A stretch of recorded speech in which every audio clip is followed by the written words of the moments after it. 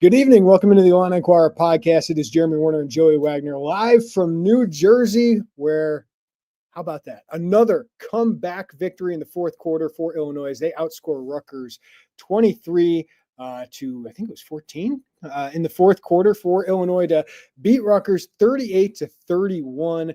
What a huge comeback victory. The Illini behind Luke Altmyer, 249 yards passing, 2 touchdowns, and 74 rushing yards, most of that in the fourth quarter. And a dominant performance by one Pat Bryant, who's putting together one of the best seasons we've seen from an Illinois receiver. 7 catches, 197 yards, and the game-winning 40-yard touchdown catch on 4th and 13 after Illinois had basically missed a field goal, but Greg Schiano calls timeout. Just a wild game here, Joey. But the one thing you got to take away from it, do not give Luke Altmyer and Pat Bryant the ball in the fourth quarter with a chance to win, because most often outside of the Minnesota game, they have found a way for a victory.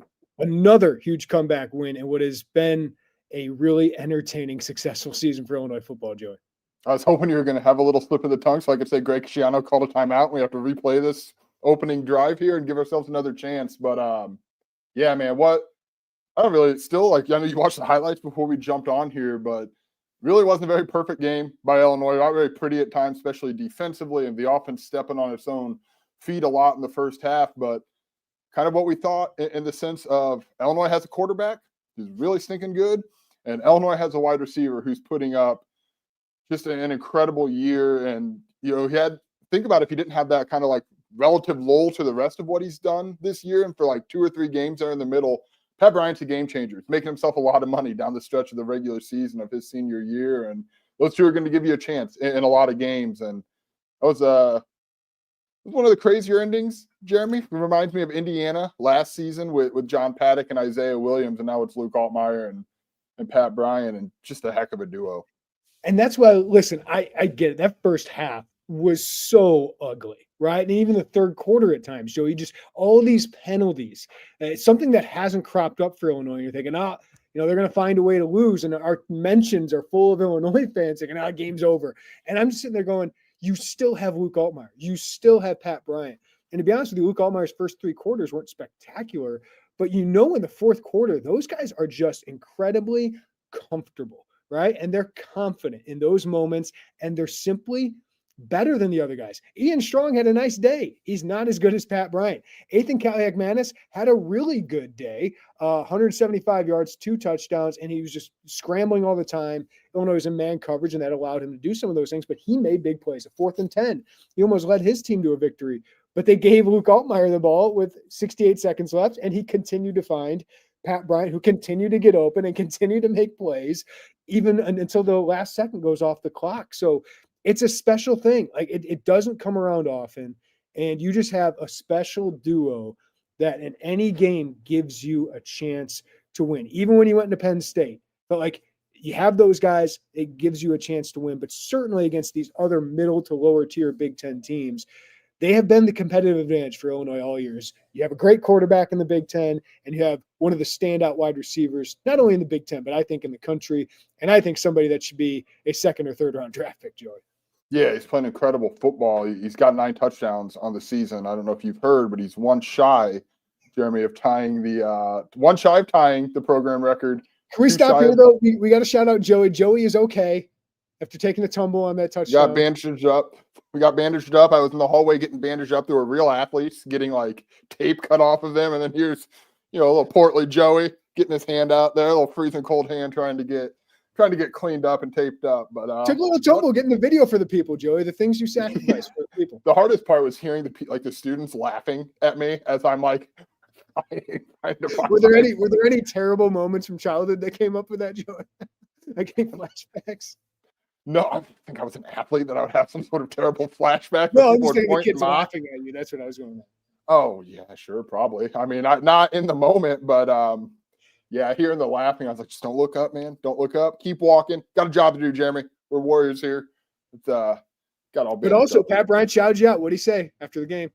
So he said 2 more, which would be to break the record. This, to be fair, I was actually going to hold that for a little bit until he did it. But this has kind of been an ongoing thing with Pat and I. He found out early that I had I probably told him that I had this bold prediction, and he did not seem to think that was going to be the hardest thing he had ever accomplished, to get 10 touchdowns and tie the record, 11 to break the record. But he clearly is aware of where he stands in terms of breaking and setting a program record for all-time single-season touchdowns.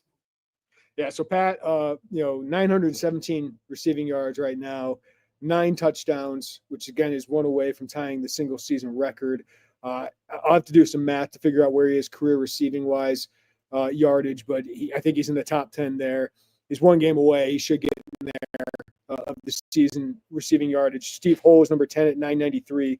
So just putting together one of those just dominant performances. And we were walking up to the press box after all our stuff. And Joey, I was sitting there going, like, Isaiah Williams was a phenomenal player, but this 1,000 yards that he's going to get just is more dominant, right? Like, he goes up and gets the ball and makes plays after the catch. And there's just a domination about Pat Bryant. And really Isaiah made clutch plays too last year. So I'm not trying to take anything away from it, but just the way he's gone about doing this is, it's why he's endeared himself to this fan base so much, a guy who stuck around, which you wrote about last week, despite some overtures from some other power programs, and to make Illinois into a good football program and to give Illinois what is turning into a special season. 8 wins does not happen very often. This is the 16th time in program history 8 wins has happened. Now they get a chance to get to 9 wins, which has happened only 7 times.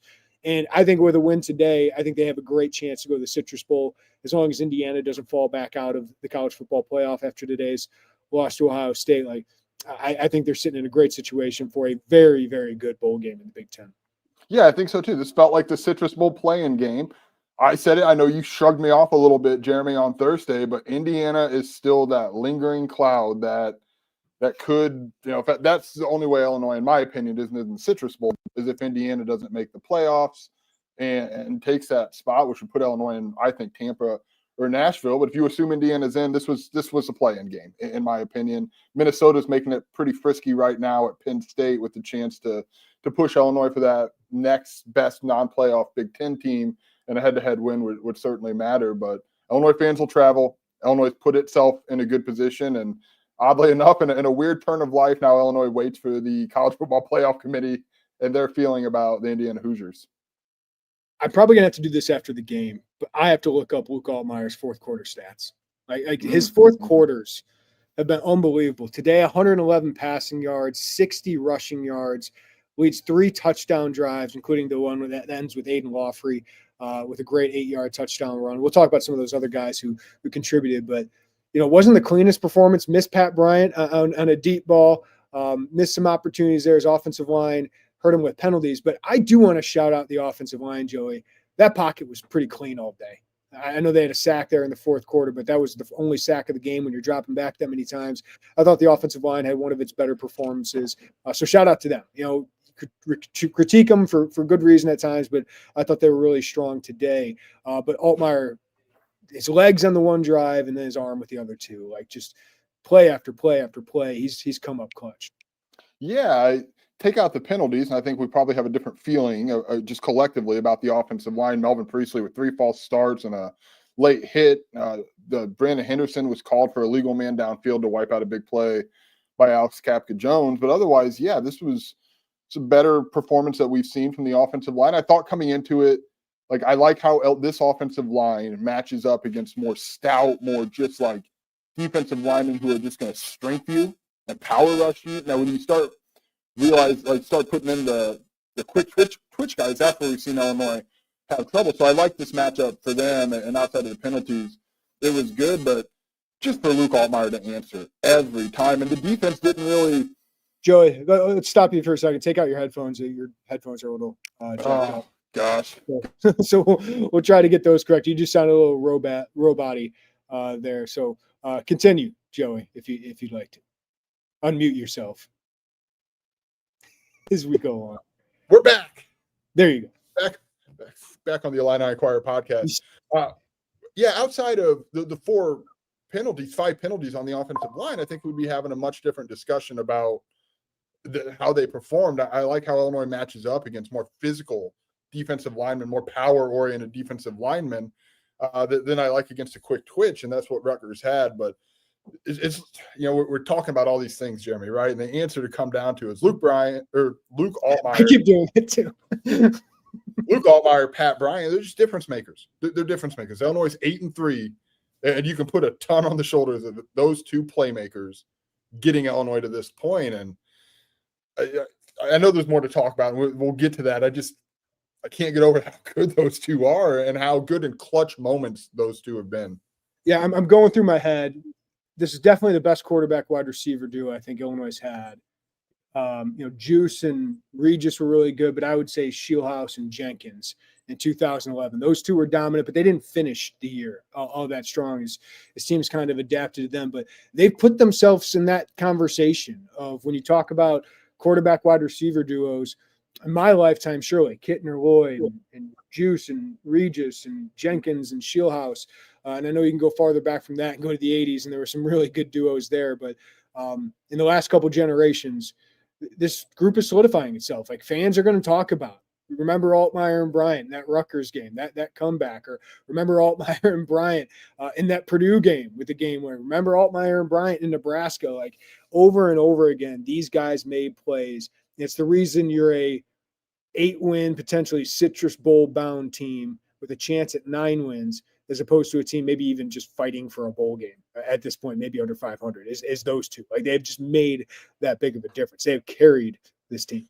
Yeah, we have to mention Zachary Franklin, who's also been a huge part of that. And in a lot of reasons is why Pat Bryant has been able to be so open at times this season.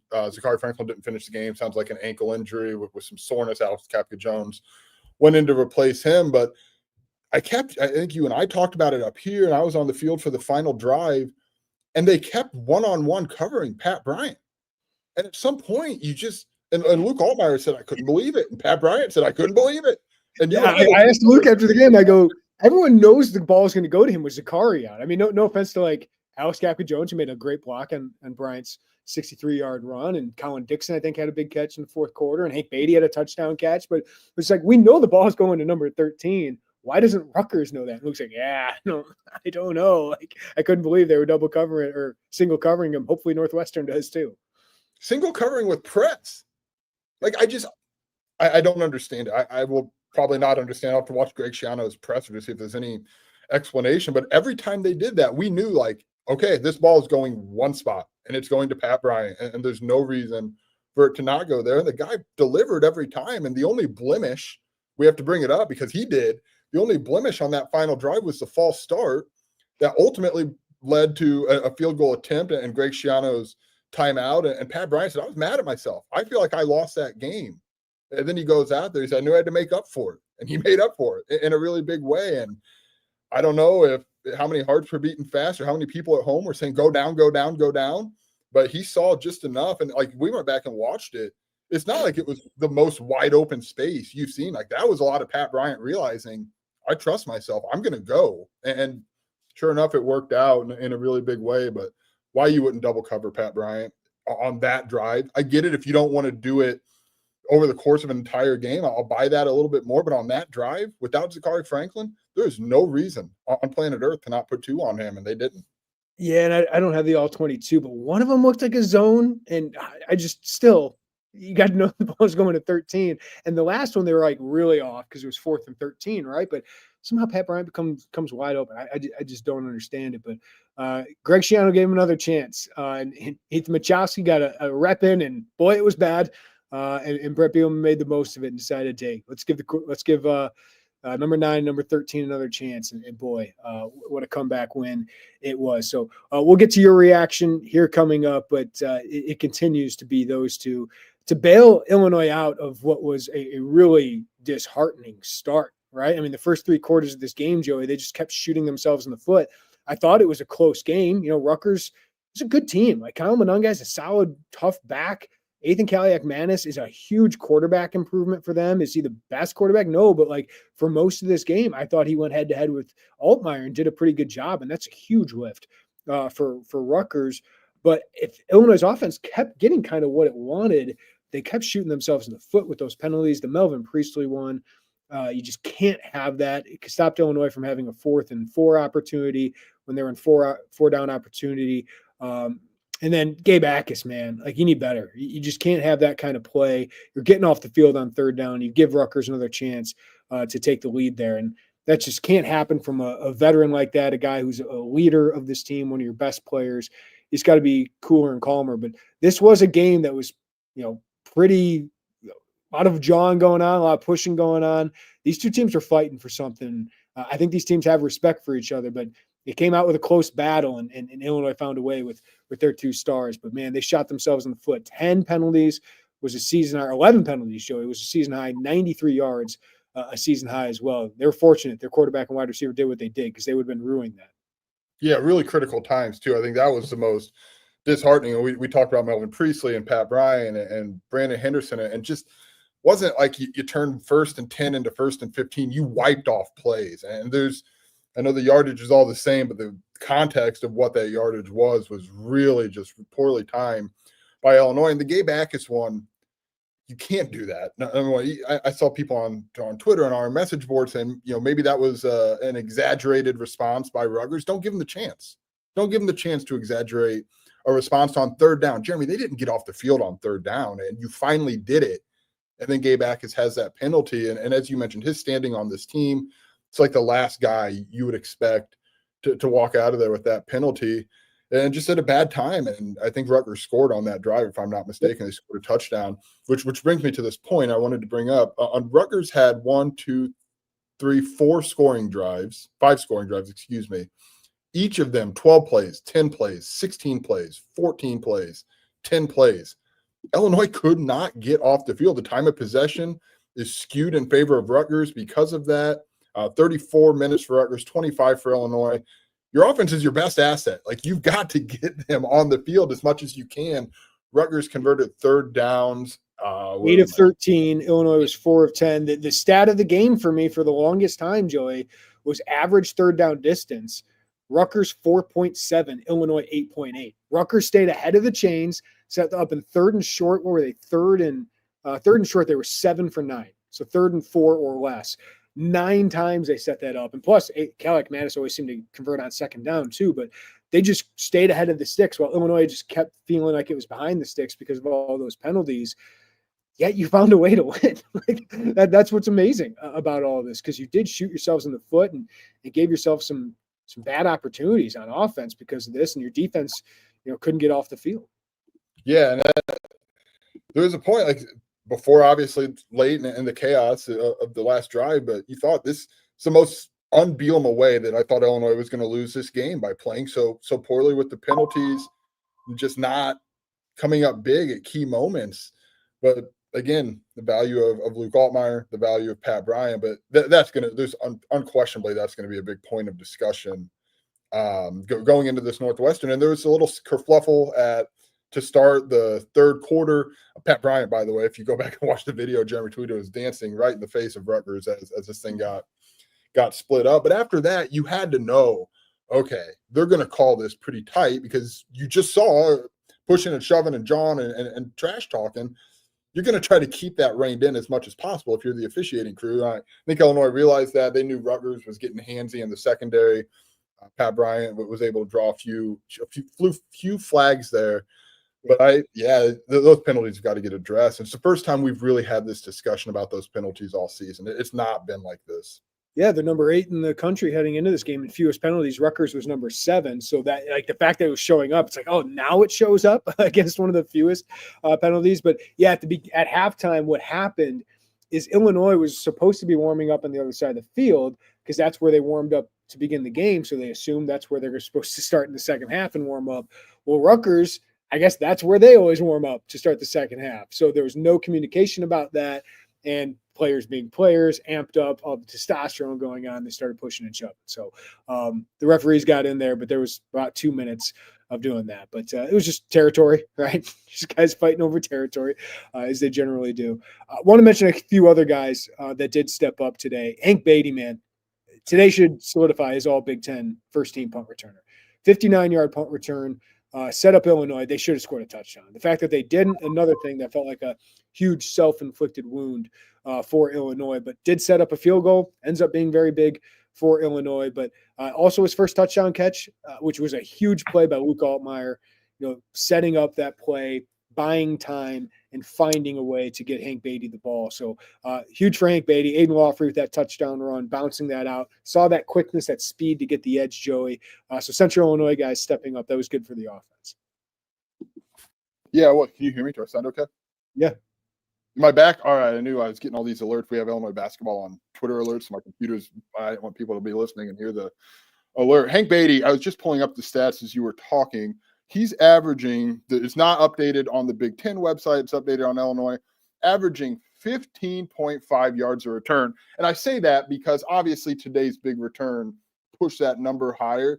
But what was impressive until that today was he was still at 8 or 9 yards without that big one. We had talked about that. Usually that number is really inflated. He was at like 12 and a half, right? Coming into today. He was like 12 and a half, 13 yards coming into today without that huge one. So yeah. Yeah, that's what I mean. Like he'd been really consistent. Like that's what I'm saying. Punt return average gets really like you can push that up really high with the big one like Hank did. And obviously now getting up to 15. He's just been really consistent. I talked to him this week about it. I was really glad he was comfortable enough to talk about it because that's translated into him offensively and what he's been able to do and how consistent he's been at catching the football. And he had a tough catch today. I think it was wiped out by a penalty, if I'm not mistaken, that gave Illinois an automatic first down instead of a third, and Shorts would have been. But we thought he was sure-handed. We'd heard all about Hank Beatty being the sure-handed guy.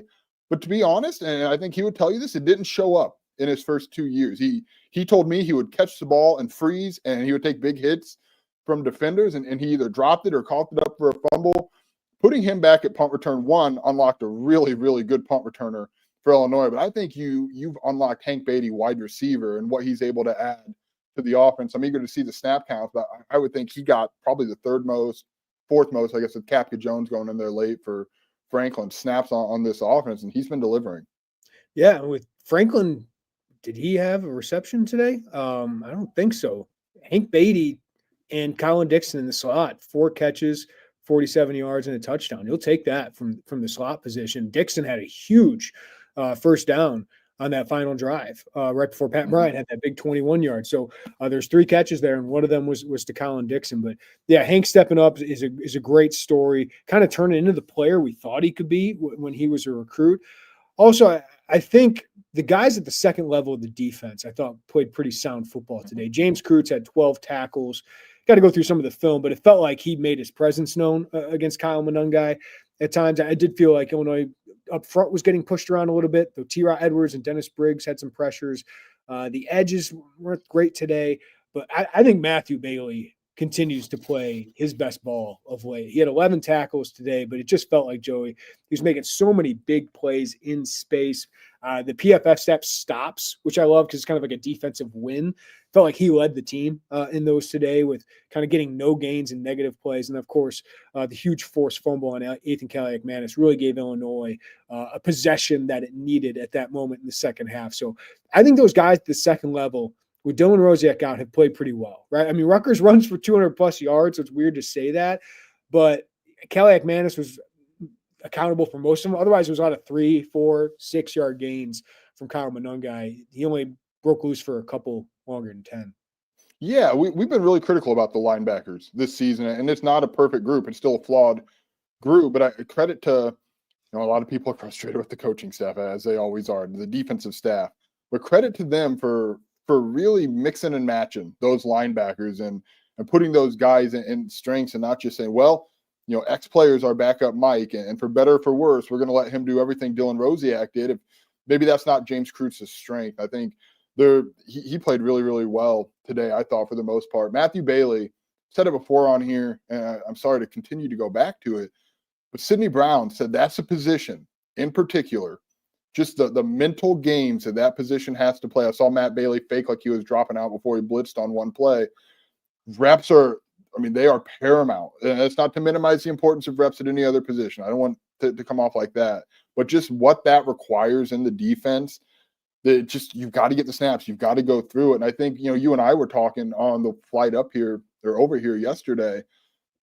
It's kind of been interesting to watch those 2 safety positions evolve a little bit over the tenure of Ryan Walters, Darren Henry, with Brett Bielema as the head coach, because Kirby Joseph was very much at that free safety, very much an open field, go pick off the ball. It's what he's doing in the NFL.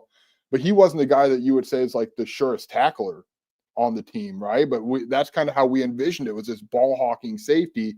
Sidney Brown, you kind of put in your brain like, okay, you're in the box, you're the physical, kind of rough them up, cover a tight end linebacker, which Sidney Brown was able to do that. I think in this process, we kind of glossed over the playmaking element of that boundary, that strong safety spot, and kind of attributed it all to the free safety spot. But this defense is at its best when that strong safety is making plays, when Matthew Bailey is lined up against a wide receiver today, when he's able to chase down Ethan Callick-McManus to force a fumble. I just don't like – that's kind of a long-winded way to talk about Matt Bailey, but I'm still trying to reframe how I see those two positions in this defense, because I think it's changed over the last 3 years. Well, as much as we should talk about Devin Witherspoon and the legacy he left here, the middle guys in that defense are so important. And the playmaking positions, some of the playmaking positions in this defense are really up the middle. It's that nickel. Quan Martin was so good, and Xavier Scott, I thought, played pretty well today.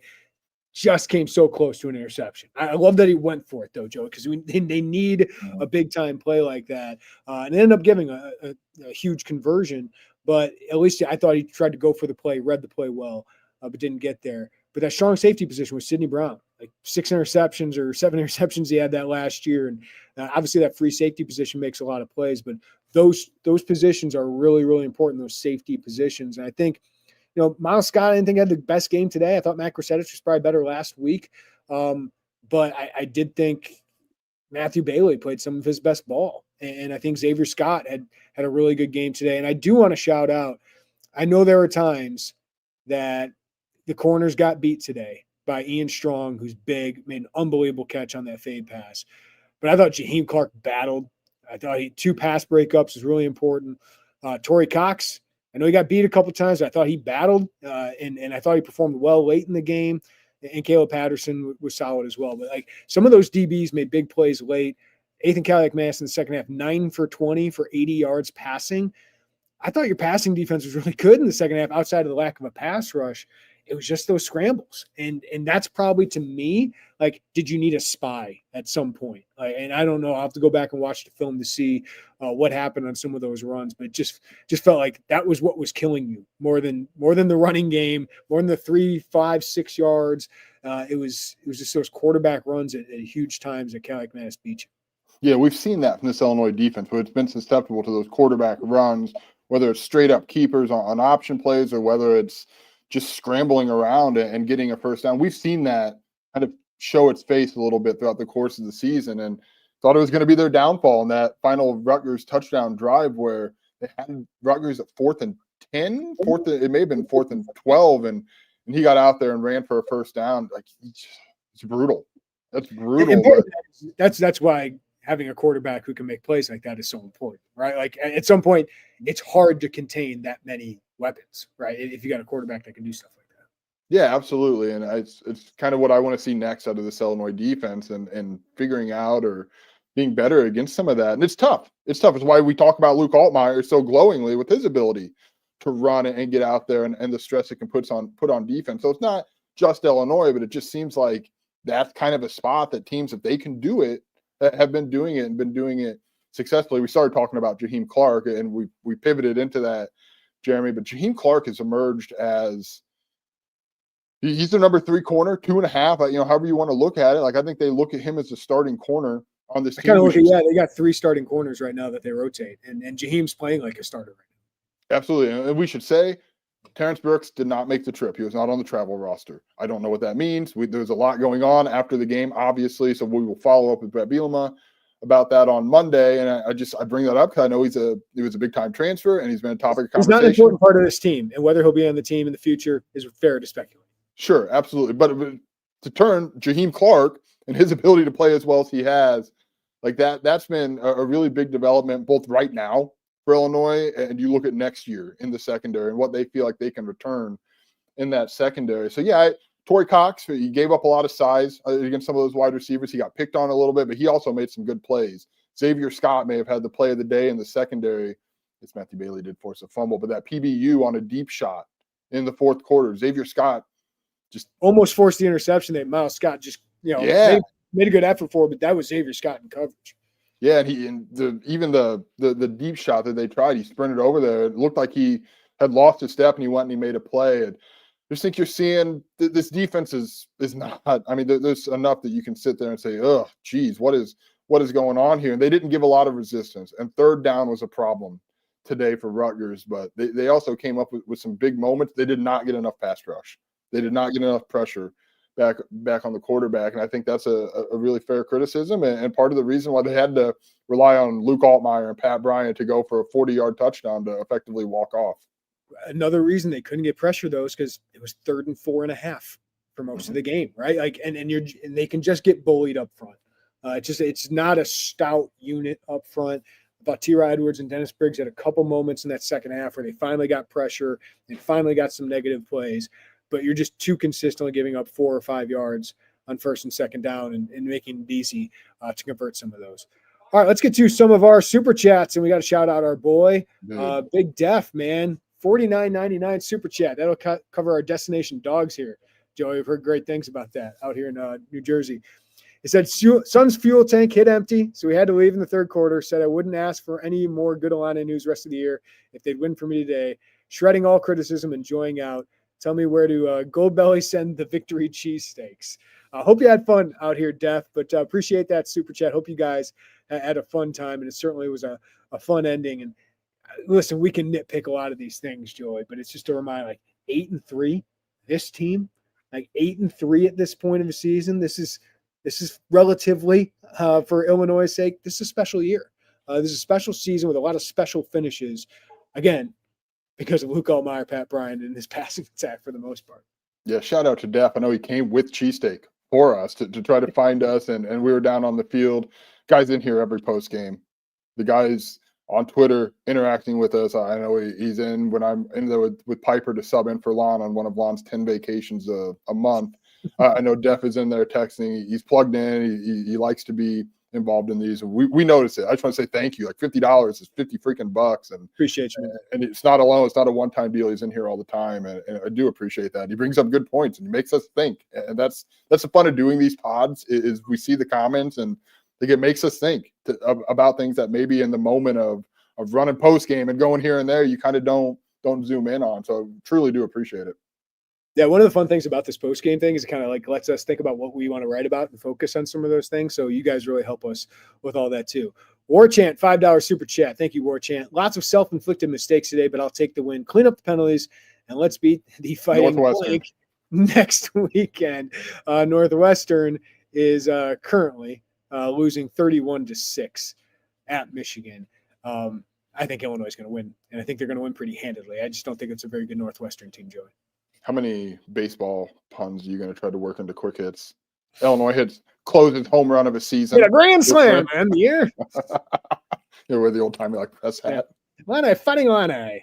Lauren Tate's got 10 of them. We can borrow one from him. That's right. No, I'm excited to get to Wrigley Field, though. I think it'd be really cool. Yeah. Just seeing how they did the Ohio State game last week. I think it'll be a really cool atmosphere. 11 a.m. It's your 11 a.m. special. No, you'll enjoy that. One time I don't like an 11 a.m. start. Coming back home from I'll be coming back home from Kansas City covering Illinois basketball and getting home Friday night, turning right around in the morning, going up. But I'm complaining about what is pretty fun to do job here, Joe. So I didn't want 11 a.m. for that game, even though I'm 11 a.m. like truther here. I would rather have had a 2:30 start there. Yeah, I don't disagree. I'll be at your house bright and early the day after or the Saturday after Thanksgiving. I got to check in on IHSA football. Keep talking because this might be some Illinois commits to update on here. All right, I'll talk about Ross's super chat, $4.99. Thank you, Ross. Rutgers was maybe confused and expecting Illinois to go for the field goal. Looked like multiple open wide receivers. Great decision to go for it. I agree with Brett Bielema. I thought after you saw Ethan Machowski, I don't think he had the confidence. That was a smart move by Brett Bielema after he saw that to do it because it wasn't even close. It wasn't like he just missed wide left. It hit the 20, 15-yard line. The wind was rough today. And even though it was by his back, it felt like it was crosswind swirling as we were in the stadium. TCR Brad, another one-score win, 10-8 in one-score games over the last 3 years, 5-1 this year. Experience in crunch time, the X factor, another great, fun win.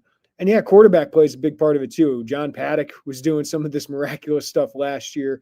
Now you get Luke Altmyer with some of these miraculous things. But the margins, Joe, you came into the season talking about the margins, and it is showing up. It is showing up for Illinois in a good way this year. A lot of that is determined by quarterback play and obviously the wide receivers taking over at some times. But the margins are so small. And that's why having a good quarterback is so important when you can make these plays and trust that a guy's going to make these plays. And he's confident that he can make those plays in the clutch. Yeah, that's the big thing. And I do want to point out, I was thinking about this earlier. It's obviously he's had them this season. And last season we go to John Paddock at Minnesota. We go to John Paddock against Indiana.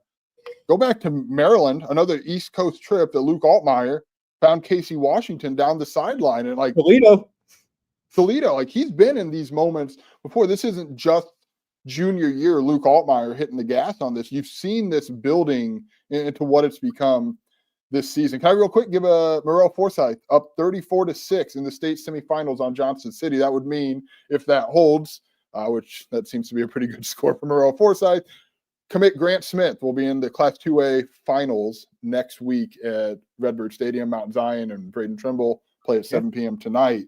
But it's always good if you're Illinois to have some of your commits playing for state championships. And that hasn't gone final, but 34-6 tells me I think it would be a pretty good bet to see Maroa and Bloomington next week.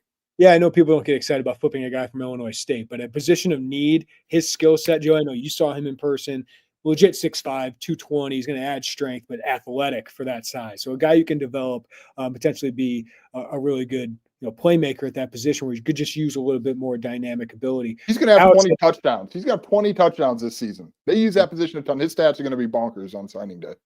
Alex, talking about these close margins, he said a lot of it is determined by luck. Sure. Greg Schiano calling a timeout. Like there's a lot of little things that have to go your way, but when they go your way, enjoy it. And Illinois is a part of that going away. You still got to have the guys that can go make the plays. But yeah, I mean, a little bad luck and they could be 2-3 instead of 4-1 in those games, right? But you take the luck when you can. And Illinois lost a lot of those games the first year, lost a lot of those games last year. Thinking of Wisconsin. So to find a way to win these games, just don't take it for granted and enjoy some of the luck, even if it is luck, because 8-3 is a lot of fun. Yeah, I'll tell you this. In 4 years, if you're thinking back on this game, you're probably not going to think of, man, that Greg Schiano sure got lucky. He called a timeout. You're going to think of Pat Bryant racing to the end zone. Like, he's right. I'm not trying to minimize. Like, some of this is luck inherently. Like, of course it is. But you don't think about that. You think about it in the moment. You'll probably think about it tomorrow, maybe Monday. But then when you look back on this game, Pat Bryant and Luke Altmyer making big plays. Yeah, no, absolutely. Let's get to a couple more of these chats. Jen, how ugly was that first half? Can we chalk it up to travel and time zone? I thought it was some boneheaded plays, especially the personal fouls, Joey. Like an eligible man downfield, Brandon Henderson needs to be a little bit better than that. He's a young guy. Probably got excited getting downfield. Even the false starts, like, all right, those aren't great. You got to clean those up. But it's those personal fouls, especially from veterans like Melvin Priestley and Gabe Backus. You need better. Yeah, Brett Bielema gets mad about pre and post snap. I think he'll, holding during the play is a part of the game. Like, you're going to get called on that. You're going to get called on a few offensive pass interferences, defensive pass interferences. Judgment calls are going to go that way. It's that pre-snap stuff. And look, even a false start, they stink, and you shouldn't be having 3 of those in a game. This is also really freaking hard. And you're on the road, like a false start is going to happen. That's just part of it. But it's those late hits that just 15 yards, and they can really just stick there and be big difference makers in the game. And it nearly was today, Jeremy. It nearly was before the heroics of your wide receiver and quarterback. Personas. Illinois making a case for the college football playoff with Kansas up versus Colorado, Ole Miss losing, and Minnesota playing Penn State tight. If Ole Miss loses, I think that's just better for Indiana. They'll solidify that spot. Yeah, I think once you lost to Minnesota, I can make a case for you to finish top 16 if you get 9-3, right? I just don't know how you're going to get Illinois above Tennessee, above Georgia, above all of these teams. They just don't have – I know they had AP top 25 wins. They do not have, like, marquee wins on the schedule. They've beaten a lot of similar middle tier to lower tier Big Ten teams. They beat Kansas, who still has, at the end of the year, going to have at least 6 losses, right? So they beat some decent teams, but Nebraska's up on Wisconsin right now, so maybe they'll actually get to a bowl game for once. But it's just you don't have those marquee wins. And I think for that playoff, you got to have some marquee wins, unless you go 11-1 or 10-2, Joey. Like, and that's what Indiana's done, 11-1. I love your little Nebraska.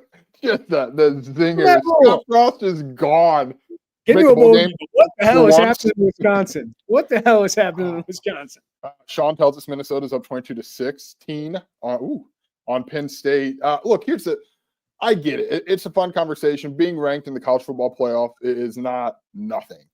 We're talking like nationally, the conversation, as far as I know it right now, is does Indiana deserve to be in? Like, if that's the conversation because of a loss at Ohio State, I'm not thinking there's much of a case going for Illinois right now. And here's the thing. Even if Indiana's had an easier schedule than Illinois, because you played Penn State and Oregon, like, Indiana's beat the crap out of people. Like, they have absolutely Illinois is just kind of getting by. So the metrics are in a lot of favor of Indiana, and just some of the eye test against some of those other teams. So Indiana probably wishes it played like Penn State right now, because like they could have that win potentially. But yeah, it's just, you need 10 wins, right? Like, you probably, unless you're in the SEC or unless you have 5 top 15 opponents you've played and you've won 2 of them, like, I just feel like you need to get to 10 wins most of the time to be in that conversation. Yeah, but you know what you could do? You go to the Citrus Bowl and play on New Year's Eve in Orlando. I understand that after the playoff that got to 12 teams, maybe the perception of some of these bowl games is like, whatever. I don't know how that changes. But Citrus Bowl certainly has lost some luster with the 12-team playoff. It's still a pretty good place to go if you're Illinois. And pending, I think you're on the driver's seat too there right now. Minnesota might make this a little friskier, of course, as we've mentioned a number of times, Indiana. Well, here's the thing. If you go to the Citrus Bowl and say you got Tennessee, and a lot of those Tennessee guys opt out, right?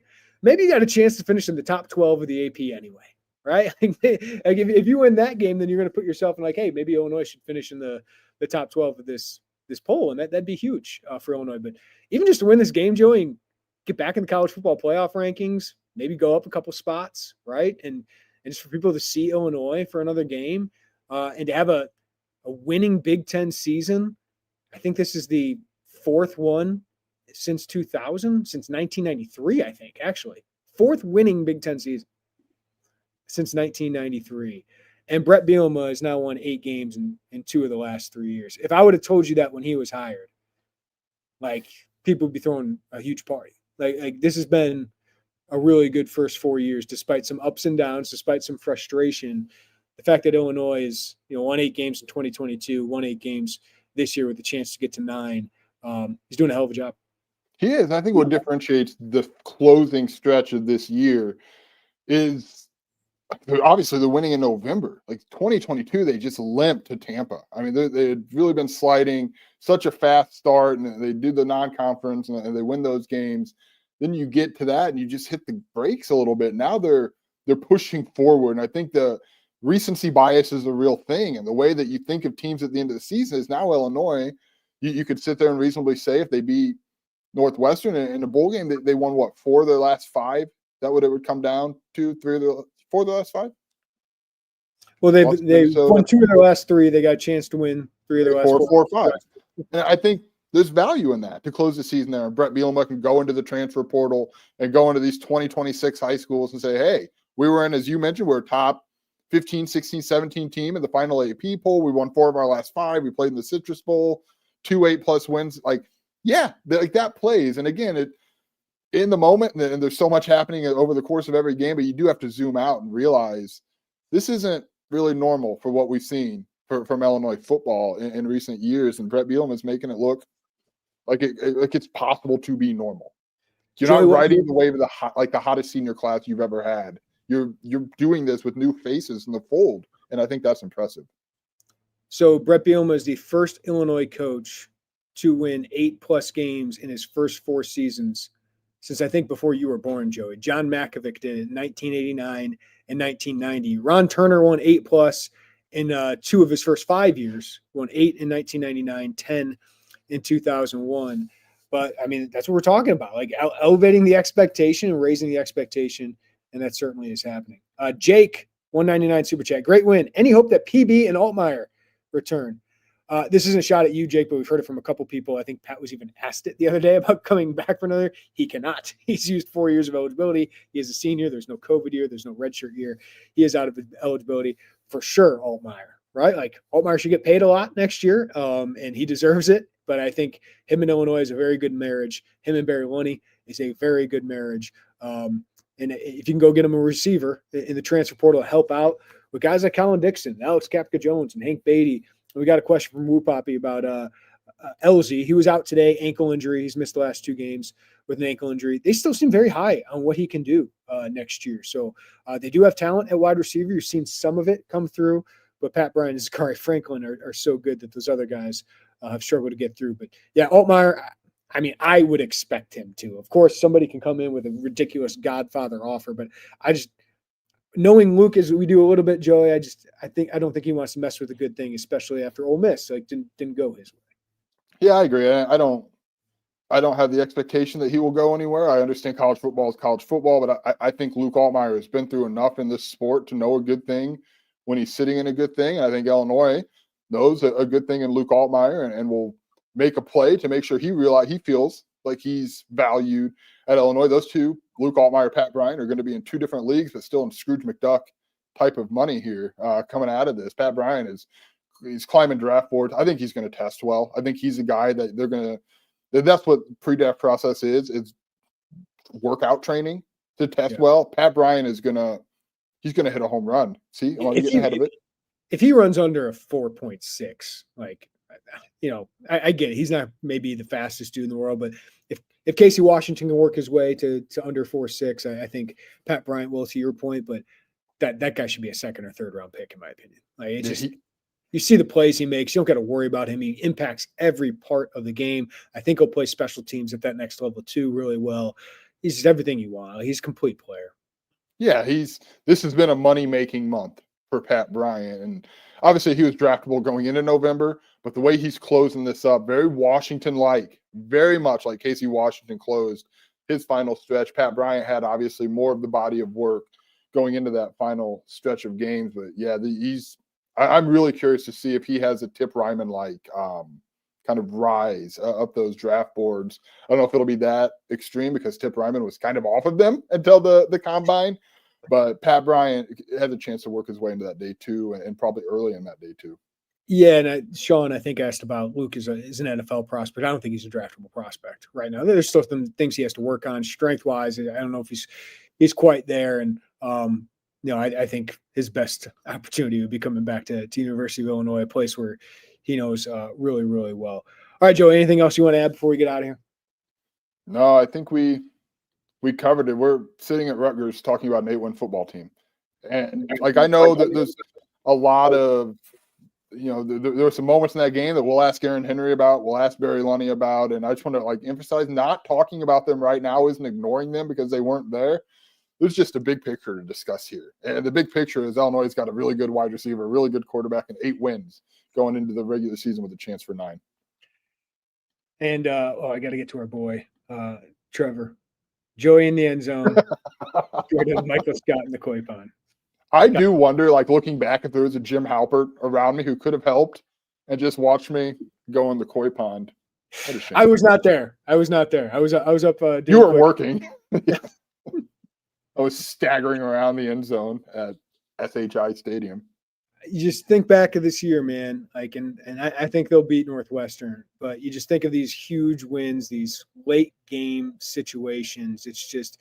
It's different than 2022. Of course, you're ending it, as you said, Joey, with a little bit of momentum, but just the way you've come back in these games and found a way to win. It's been awesome. It's been awesome to cover. It's been awesome to watch. And it's why you can't count this team out at any point. So I appreciate everybody listening to the Illini Inquirer podcast. More than 300, 400 people here at one point. Illinois basketball took care of business, Joey, 87-40 against Maryland Eastern Shore. Will Riley, 19 points in that one. Kylan Boswell, 13. Avicic, 11. And Marez Johnson with a double-double, man, 10 points and 13 rebounds. So Derek Levy covered there.